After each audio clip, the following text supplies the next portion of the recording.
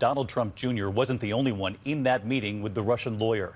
We now know his brother-in-law, Jared Kushner, now a senior advisor, and campaign chairman Paul Manafort were also there. And late today, the Russian lawyer who was in that room appearing before the cameras. Our team in Moscow was there when she emerged from her office. And here's ABC's chief investigative correspondent, Brian Ross, tonight. The big question tonight is, what did the president know about the meeting here at Trump Tower, and when did he know it? The White House says he only became aware of it a few days ago. But we now know more about the Russian lawyer, Natalia Veselnitskaya, well connected to the Kremlin and a familiar figure in Washington lobbying against Russian sanctions. Here she is at a congressional hearing last June.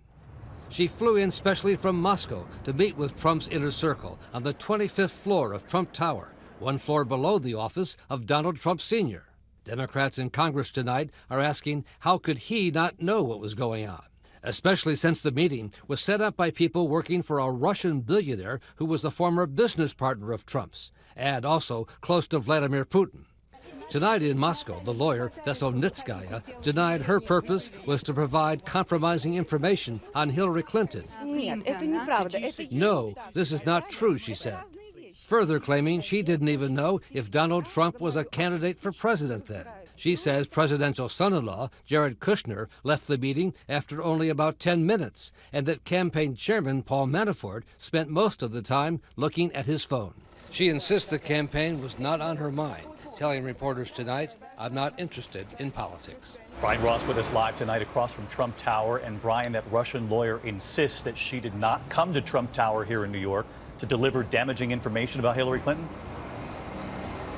That's right, David. She says she came primarily to talk about the adoption of Russian children.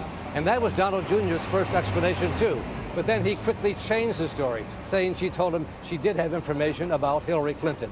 And now tonight with the emails, yet another version of what was on the agenda here. David? Our chief investigative correspondent, Brian Ross, tonight. Brian, thank you. We know the special counsel, Robert Mueller, is investigating any possible collusion between members of the Trump campaign and Russia. So what does this prove today?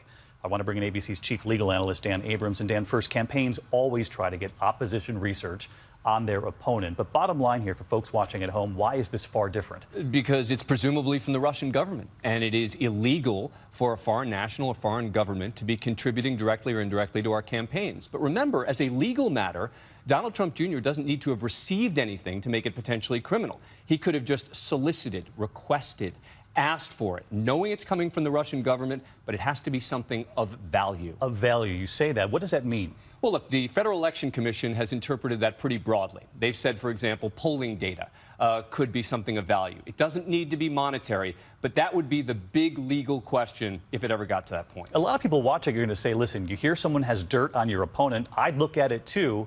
But this is different, and it's happened before. What do? Yeah, you go to the FBI. You know, in 2000, Al Gore's team received a briefing book from the Bush team.